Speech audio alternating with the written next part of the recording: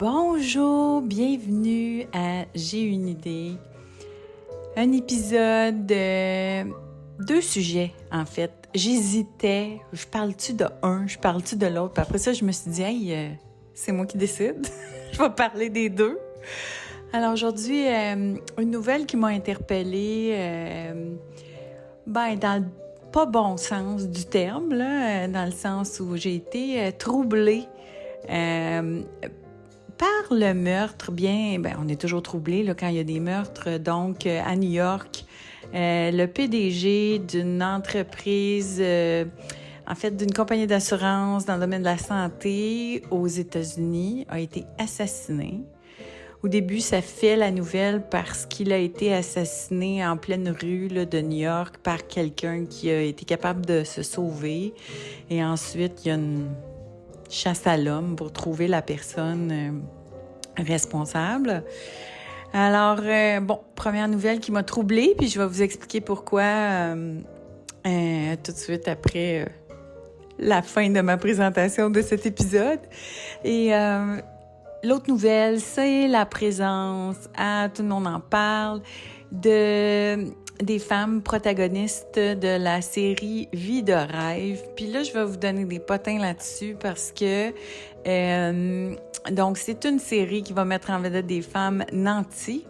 Certaines self-made women, certaines qui se sont construites en duo avec leur mari, une autre qui a marié un sportif.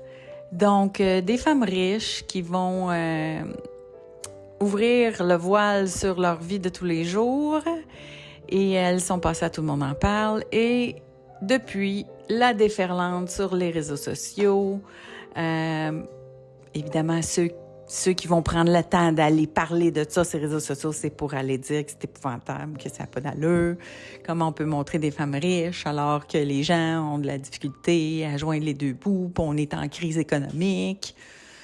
En tout cas, je ne vais pas tout de suite en parler, je vous en parle un petit peu après. Donc, deux sujets aujourd'hui.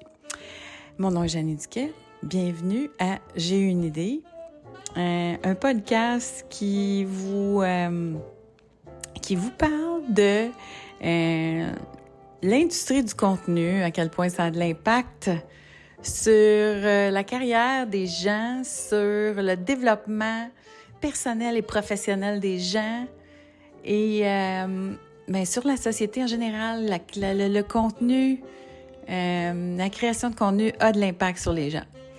C'est de ça dont on parle dans J'ai une idée et dont on va parler aujourd'hui.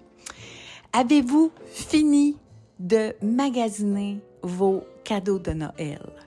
Si vous n'avez pas terminé, que vous cherchez encore des bonnes idées pour des amis, des femmes que vous connaissez, qui ont toutes, et que vous cherchez quelque chose d'original qui pourrait leur faire plaisir puis les aider, alors je vous mets dans la description, je vais vous mettre ma liste de produits que je recommande sur Amazon. Des produits, là, j'ai juste mis les produits 12 sur 10 pour les cheveux.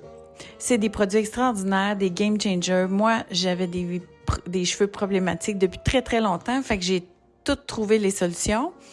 Et donc, il existe aujourd'hui des produits formidables pour avoir des beaux cheveux. Alors, donc, par exemple, là, l'huile Kérastase, qui est extraordinaire. Même pas besoin de te refaire une mise en pli le lendemain matin si tu mets ça avant de te coucher. Tes cheveux, tu te lèves puis ils sont encore beaux. C'est incroyable. T'as un petit cheveu crépus qui se met à tomber, qui manque de corps. Tu sais plus quoi faire avec, là, ou tes cheveux qui brûlent. Il existe quelque chose d'extraordinaire qui s'appelle K18, qui est un masque réparateur. C'est extraordinaire. C'est mieux que te refaire pousser les cheveux pendant... Tu sais, il fut un temps aussi, tu te brûlais les cheveux, là. Parce qu'il y en a, là, ils se décoloraient les cheveux puis ils se brûlaient les cheveux. C'est bien une collègue de travail, ça va durer des mois. Bref, aujourd'hui, tu mets du K18 puis c'est réglé. Alors, non, ça n'a pas de bon sens. Puis ceux et celles qui vont voyager dans le temps des fêtes, puis qui, comme moi, si vous vous ramassez au soleil dans le sud où il fait chaud et humide et que vos cheveux frisent sont pas, il y a rien à faire avec. Il y a un produit qui s'appelle Wow, C'est un manteau de rêve. Ça s'appelle, on met ça sur les cheveux puis ça protège contre l'humidité. C'est incroyable. Donc, allez voir ma liste Instagram si vous cherchez des beaux cadeaux de Noël. Alors, on va parler de l'affaire la plus plate. Là. Pourquoi, là, Janie, tu fais pas du true crime? Pourquoi tu vas nous parler du meurtre de Brian Thompson? Ça a rapport avec quoi avec le contenu? Je vais vous dire ça. En fait, c'est ce qui m'a frappé suite à cet événement-là, c'est la réaction des gens sur les médias sociaux. Pas nécessairement dans les journaux, mais ces médias sociaux, là, la déferlante de gens qui disaient, bon, c'est bien, les compagnies d'assurance, ils s'en foutent des gens, il y a plein de familles qui sont ruinées à cause de que la compagnie d'assurance ne veut pas leur rembourser que ça leur a coûté aller à l'hôpital. Ils se font, les gens ont de la difficulté déjà à joindre les deux bouts, puis là, en plus avec des dettes pour toute la vie quand ils sont malades, c'est épouvantable. C'est une réalité triste, c'est un enjeu incroyable. Mais est-ce que ça justifie un meurtre? Parce que là, en fait, c'est que ces réactions-là, avant, étaient peut-être marginales. Mais là, je trouve qu'il y a énormément de justifications qui se promènent en ligne. Et ça m'inquiète. Puis, ça me permet de vous parler d'une chose qui m'inquiète depuis quelques années. Puis je vous dirais que ça a commencé dans mon cas. J'ai pas fait la recherche complète, là, puis ça vaudrait la peine de le creuser un peu, mais je pense que dans mon cas, c'est House of Cards, qui était la première série qui m'a dérangée. J'ai fait « Attends, là, c'est quoi ça? » Puis ensuite, Breaking Bad, que j'ai pas écouté. Parce que, c'est ça. C'est moi, j'ai de la misère avec ça. J'ai pas écouté Les Bougons non plus. Moi, j'ai un peu de difficulté là, avec ça, la désobéissance sociale. Fait que, tu sais, je sais que je suis sensible à ça, donc j'en faisais pas un cas, mais House of Cards, donc, la série commence, on tombe en amour avec le personnage principal de la série. On le suit, son ascension qui s'est vers peut-être la présidence des États-Unis. Puis assez tôt dans la série, là, le personnage principal, il commet un meurtre. Comme si de rien n'était, là. Puis après ça, il continue de faire son affaire. Mais là, moi, je fais... Attends, là. C'est le personnage principal de la série qui commet un meurtre, puis c'est comme si de rien n'était, puis la série continue, puis on continue de prendre pour lui, puis de le trouver cool. C'est quoi ça? Tu sais, moi, je suis comme, voyons, ça marche pas. Il fut un temps où un personnage principal dans un film ou une série télévisée, puis dans un certain cadre, là, je vous parle pas de Rambo, puis je vous parle pas de Luke Skywalker ou, tu sais, ces espèces de films d'action-là où les protagonistes, oui, commettent des meurtres, mais ils sont tous en train de sauver l'humanité, là. On s'entend, le péril, c'est on sauve l'humanité, on est en légitime défense, puis on est dans de la grosse allégorie, là, à la limite, là, on sait que c'est pas vrai. Mais là, je parle de séries plus réalistes, des drames psychologiques, où, là, il y a un personnage principal, puis on le suit, puis ce personnage-là est sociopathe ou psychopathe, où il y a des gros enjeux de santé mentale, où on met de l'avant des perversions, puis on montre ça comme étant, à somme toute, banal. Là, je suis comme, attends une minute, là, là ça me dérange. Là, je me dis, voyons, ça me dérange, puis de plus en plus, c'est ça. Là, les séries, c'est You, hein? Il y a une série qui s'appelle You, où tu sais, on joue avec l'empathie des gens. Tu sais, le personnage, c'est un meurtrier, puis c'est un psychopathe, puis là, on va aller jouer, tu sais, dans cette espèce de zone, mais j'ai un problème avec ça, vous le voyez. Puis Dexter aussi, donc Killing Eve aussi. ces séries où donc le personnage principal qui est appelé à être sympathique, qui va aller toucher la fibre sensible des gens, va commettre des meurtres qui vont être justifiés. Puis on va, dans la série, on fait vivre une expérience au téléspectateur. Puis le téléspectateur va s'attacher à cette personne-là. Puis là, je me souviens, tout le monde parlait d'House of Cards, puis là, il commet un meurtre. Puis là, j'appelle une de mes amies, puis là, je fais... C'est quoi ça? C'est-tu moi, là? Je suis vieille, là? Est-ce que je suis officiellement une matante parce que je suis offusquée de ça puis je trouve ça épouvantable? Elle m'a dit, ben non, mais c'est ça qui est le fun. C'est ça c'est la zone grise. Tu t'es attaché au personnage, mais il a fait quelque chose de vraiment mauvais. Fait que là, tu sais, c'est ça la game. Oh, mais c'est ça la game. Tu sais, c'est que c'est des séries, là. C'est pas des séries. C'est des séries qui gagnent des milliers, des centaines, plein de prix. Oui, c'est ça. C'est des séries qui gagnent des prix, qui sont portées au nu, qui durent pendant plusieurs saisons. Et là, c'est là que je commence à avoir une interrogation sur la banalisation de la violence et plusieurs éléments de perversion qui s'insèrent dans les comportements de personnages que les gens regardent. Bon, là, vous allez me dire, Janie, c'est pas mieux que le gaming, là, les jeunes qui se promènent puis qui tuent du monde dans des jeux. Ce qui fait peur, là, c'est que là, aujourd'hui, là, je suis allée voir, là, quelques jours après, donc, on a trouvé la personne qui a tué Brian Thompson. Un suspect, là, ça veut pas dire que c'est lui qui l'a fait, mais bon, le suspect, Luigi Mangione qui s'appelle, ils l'ont retrouvé. Et beaucoup d'articles dans les médias se posent des questions sur est-ce que c'est un signe sur le fait que comment l'industrie de la santé va mal aux États-Unis. Puis là, on s'interroge beaucoup sur... Mais moi, ce qui me fait peur là-dedans, c'est qu'il y a pas... Tu sais, c'est le nombre de gens qui sont pas si fâchés que ça, qu'il y a eu un meurtre, qui blâment le contexte, la problématique. C'est parce qu'il y a des problématiques, là, il y en a dans tous les domaines, là. Fait que demain matin, quelqu'un qui est pas content d'un système qui va super pas bien, il va aller se faire justice lui-même, puis les gens vont banaliser son meurtre parce qu'ils vont comprendre le contexte. Donc, on devient tous des Dexters parce que là, si on pousse l'argument à l'extrême, c'est des gens qui se font justice eux-mêmes. Puis là, ben, on tombe dans une anarchie, puis on tombe dans les espèces de films apocalyptiques qu'on voit, où, c'est ça, il y a eu des révolutions où on pouvait plus... on n'avait plus de contrôle sur ce qui se passe. Ben c'est ça, là, c'est banaliser la violence, le meurtre, peu importe la raison. Puis le contexte, là, je veux dire, c'est un meurtre, là.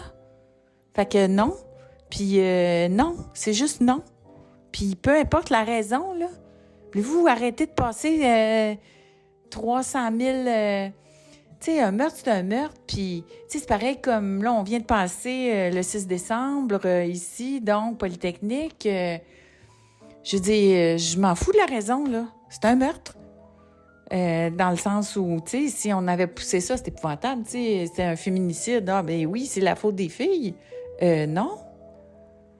Alors, c'est ça. Donc, la banalisation puis la glorification dans le contenu, c'est ça, là, la glorification dans le contenu, puis faire un paquet de séries true crime, puis ils vont mettre en vedette un paquet de pattes, là. Tu sais, là, les sociaux, les psychos, toutes ça pattes qui vont avoir leur propre série, là.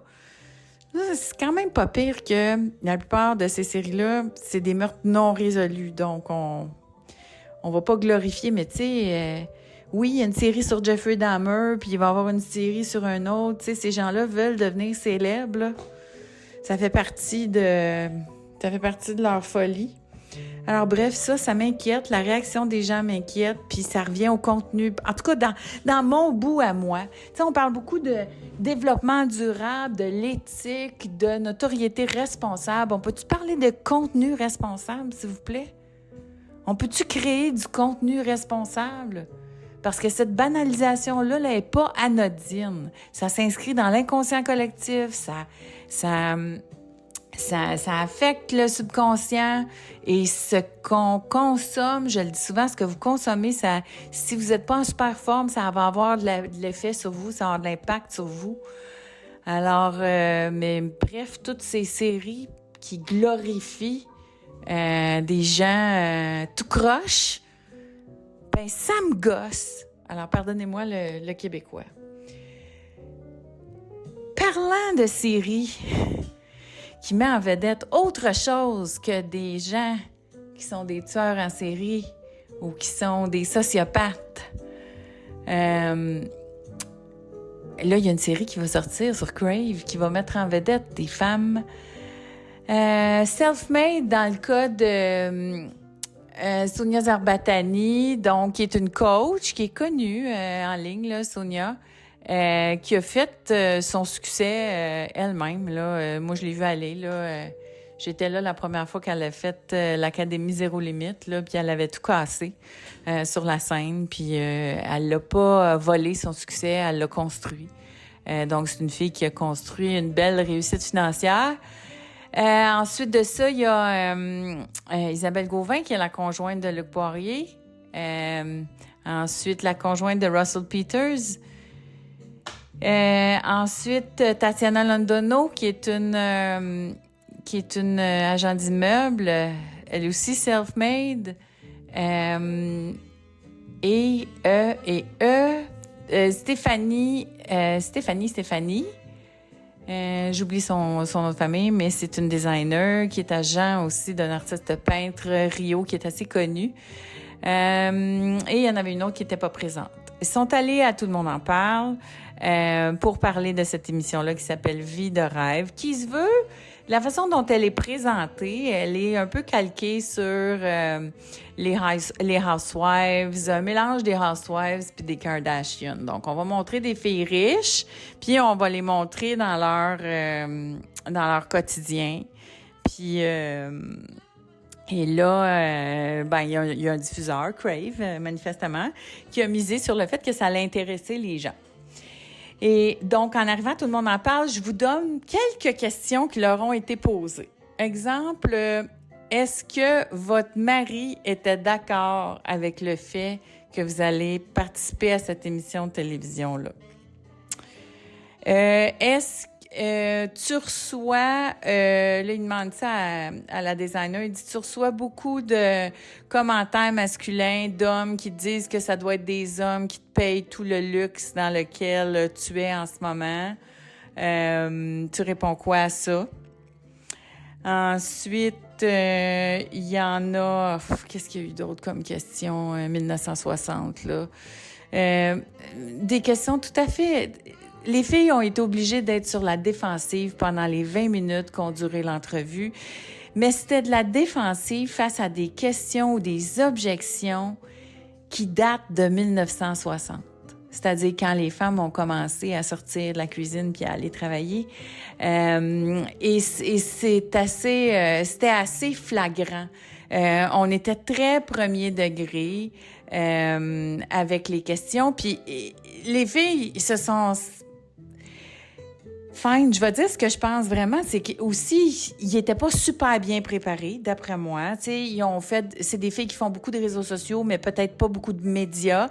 Donc, ont répondu à ces questions-là plutôt que s'autoriser à contourner la question, s'autoriser à remettre la question à sa place, s'autoriser à répondre ce qu'il avait envie de répondre nonobstant la question. C'est certains conseils que je donne, là. Mais... Donc, ils se sont mis à être carrément sur la défensive, disant oui, on a de l'argent. Ah oui, il y en a une, il demande à Tatiana, il dit, toi, t'es riche puis t'es pas gênée d'être riche. T'es pas gênée de dire ça? Genre. Et donc, des questions qui émettent sur la défensive et des questions qui leur ont forcé à dire je redonne tout mon argent, nous, on redonne à la société, on redonne ci, on redonne ça.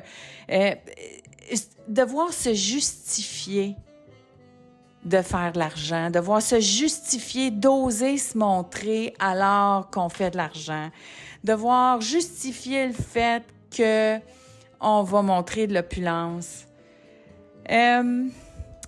J'ai plusieurs choses à vous dire là-dessus. J'ai fait des posts sur mes réseaux sociaux. Si vous voulez aller, je vais essayer de compléter ce que j'ai déjà dit sur les réseaux sociaux, notamment LinkedIn et Facebook. Mais ça aurait été intéressant que les questions qu'on leur pose soient pas des questions premier degré. Genre, c'est à cause que tu as de l'argent puis tu oses le montrer. Il me semble que ça, on est dépassé ça. Si on est rendu féministe, si on est rendu dans le girl power, si on est rendu qu'une femme qui a du pouvoir puis qui a de l'argent, c'est pas quelque chose qui est supposé de nous faire friser, là. Mais si on est rendu là, on va lui poser des questions sur son parcours. Hey, c'est quoi ton parcours? T'es né où? Comment t'as commencé à faire ce que tu fais dans la vie? Qu'est-ce qui t'a donné l'idée? Plutôt que de dire, toi, t'es coach de vie puis tu gagnes ton argent en disant au monde, paye-moi pour que... Paye-moi? Tu sais, genre des préjugés sur les gens qui font de l'enseignement en ligne. Donc, mais elle a bien répondu, Sonia, elle a dit non, moi j'ai fait énormément de contenu gratuit. Si tu veux apprendre à faire de l'argent, je vais te l'apprendre gratuitement. Si tu veux payer, c'est pour autre chose. Mais tout ça pour dire que moi, depuis 2017, j'ai démarché des projets auprès des diffuseurs pour mettre en lumière des femmes girl power en groupe. Donc, tu sais, pas des barmaids, puis pas des versions plus, tu sais, où il y avait mère à bout, où il y avait d'autres concepts qui mettaient des femmes en lumière, mais de façon plus femmes en difficulté, je dirais, là, ou femmes sur le party. Alors là, est-ce qu'il y a de l'intérêt pour des femmes powerful? Puis on se faisait répondre non. On se faisait répondre, il n'y a pas d'intérêt pour des femmes powerful, à moins qu'elles soient très, très riches. C'est ça qu'on nous disait. Il n'y a pas d'intérêt.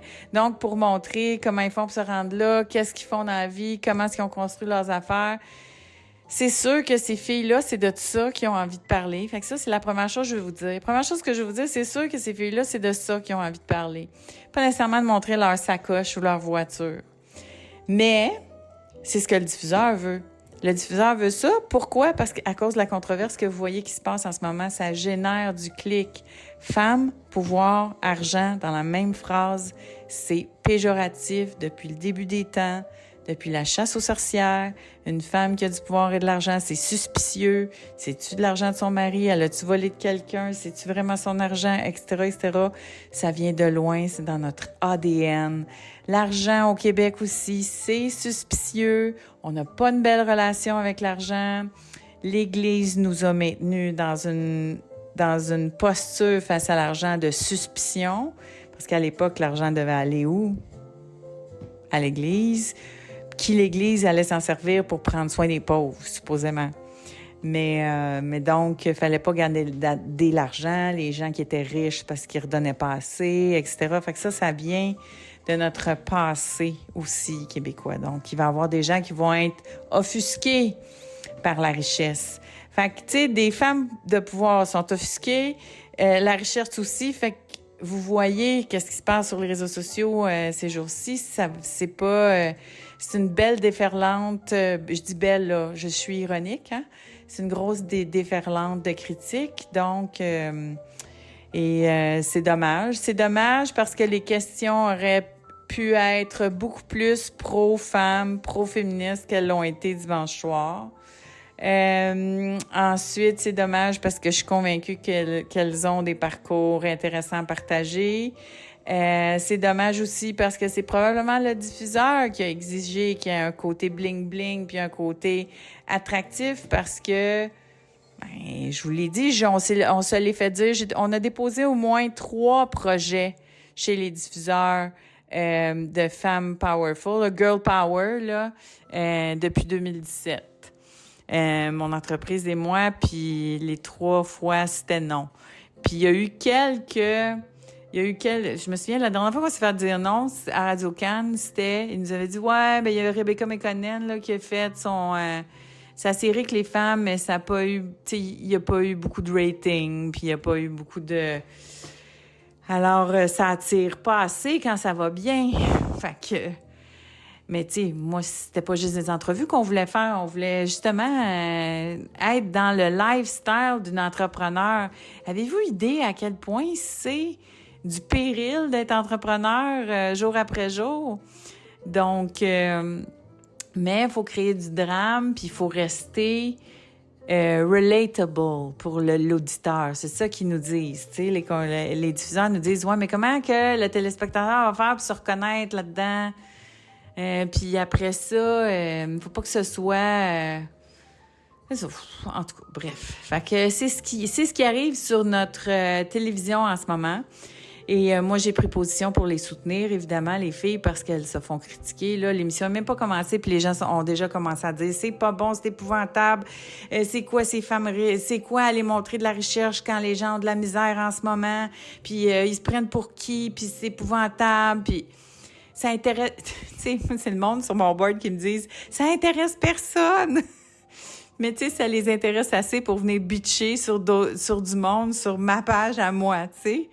Voyons, si ça vous intéressait pas, si ça venait pas vous chercher, le succès féminin, je pense pas que vous seriez en train d'écrire sur ma page. Je veux vous dire quelque chose. C'est important qu'on envoie des filles qui ont de l'argent, peu importe si on les critique, à la télévision, dans les médias sociaux, dans leur vie de tous les jours. C'est important qu'elles se tiennent debout, qu'elles osent, qu'elles ne s'excusent pas d'être prospères. Pourquoi? Parce que ce sont les modèles qui ouvrent le plus la porte à la prospérité au féminin. Une jeune fille qui va voir ce fille-là va s'autoriser à devenir la femme qu'elle a envie de devenir. On revient à la jeune millionnaire, la descente aux enfers de la jeune millionnaire. Puis là, gardez-les aller, là. Là, ils vont tout enquêter, ces filles-là, voir si c'est vraiment son argent, si, ça. Puis là, il y en a qui vont essayer de faire des journalistes d'enquête sur la business. Puis là, telle personne s'est plaint. Bon, parce que ça se peut pas...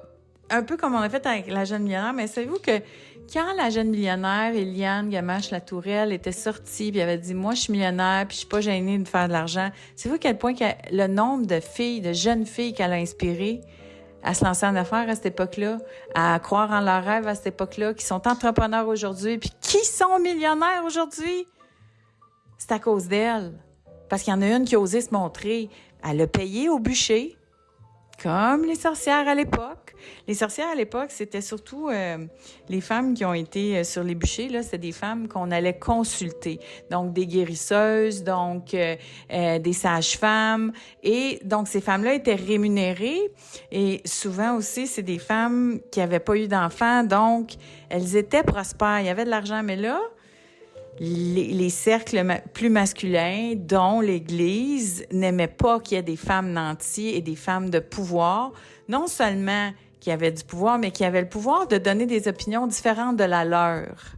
Et c'est ça qu'ils n'ont pas apprécié. Et c'est ce pouvoir féminin-là qu'on a mis au bûcher.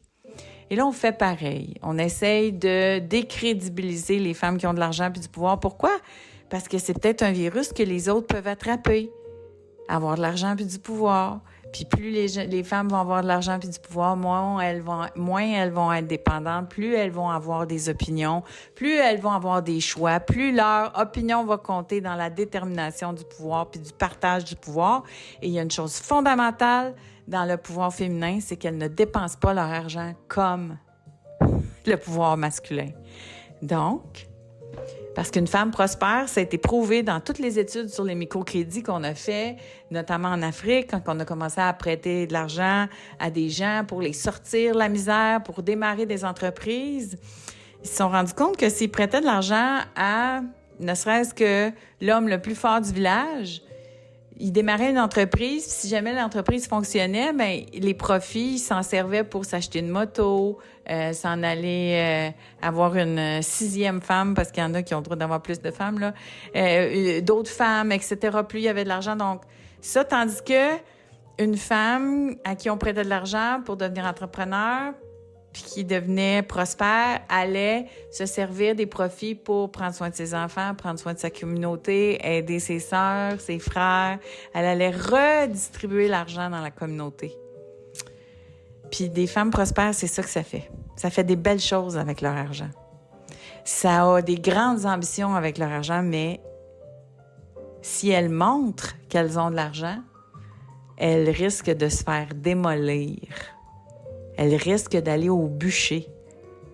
Alors, certaines sages que je connais, j'en ai connu plusieurs autour de moi, qui ont refusé notamment de faire les dragons parce qu'elles savaient pertinemment que ça allait provoquer de la suspicion, des enquêtes, de la critique à leur endroit. Puis, comme on m'a déjà dit, j'ai travaillé tellement fort pour avoir ce que j'ai, je vais pas le risquer en allant le dire. Alors, c'est triste, mais si je peux terminer avec quelque chose, c'est les femmes de vie de rêve ont besoin de vous, ces protagonistes-là. Allons les soutenir, peu importe ce qu'on va vous montrer à l'écran, parce qu'évidemment, ils n'ont probablement pas de contrôle avec le contenu non plus. J'ai hâte de voir ce que le diffuseur va avoir choisi de montrer, mais j'espère que ça va contribuer à ouvrir les rêves de d'autres femmes qui vont les imiter et prospérer. Merci beaucoup tout le monde. À la semaine prochaine.